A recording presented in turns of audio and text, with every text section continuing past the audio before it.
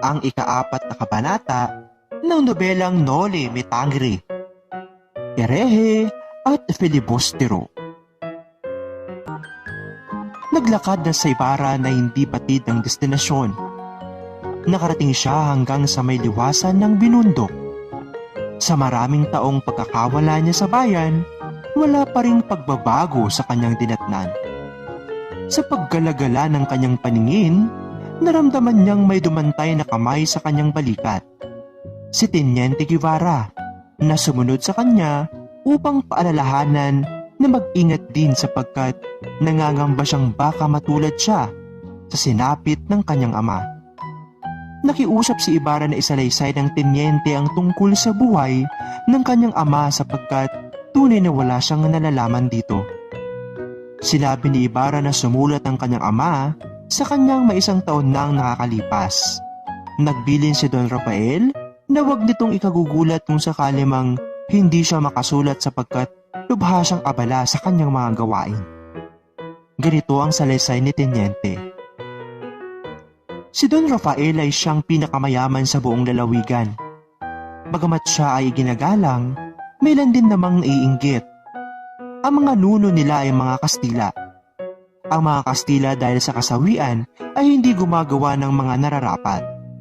Ang masasama sa Espanya ay nakararating sa Pilipinas. Si Don Rafael ay maraming mga kagalit na mga Kastila at pari. Ilang buwan pa lamang nakakaalis sa Pilipinas si Ibarra, si Don Rafael at Padre Damaso ay nagkasira. Di umano, di nangungumpisal si Don Rafael.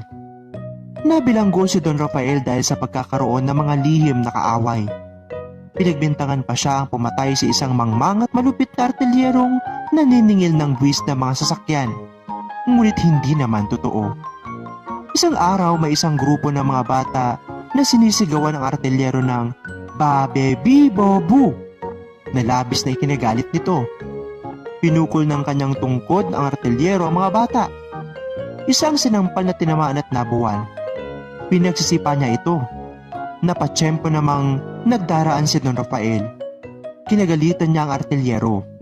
Ngunit ito ay lalong nagpuyo sa galit at si Don Rafael ang kanyang hinirap. Walang nagawa si Don Rafael kung hindi ipagtanggol ang sarili. Sa hindi malamang dahilan, bigla na lamang sumuray-suray ang artilyero at dahan-dahang nabuwal. Malala ang kanyang pagkakabuwal sapagkat ang kanyang ulo ay tumama sa isang tipak na bato. Nagduduwal ito at hindi na nagkamalay hanggang sa tuluyang mapugto ang hininga. Dahil dito, nabilanggo si Don Rafael. Pinagbintangan siyang herehe at filibustero.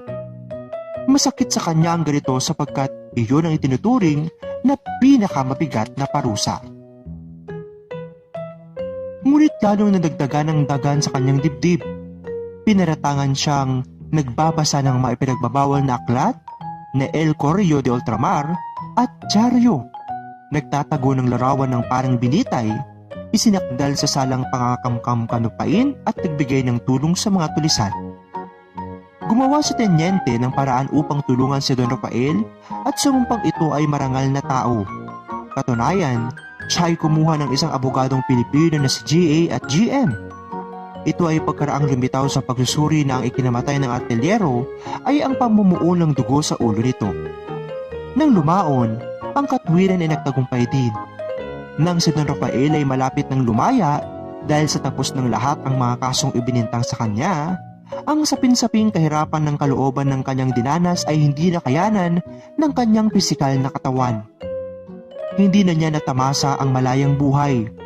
Sa mismong loob ng bilangguan, nalagutan ng hininga si Don Rafael. Huminto sa pagsasalaysay ang Teniente. Iniabot nito ang kanyang kamay kay Ibarra at sinabing si Kapitan Tiago na lamang ang bahalang magsalaysay ng iba pang pangyayari. Nasa tapat sila ng kwartel nang maghiwalay. Sumakay na sa kalesa si Crisostomo Ibarra.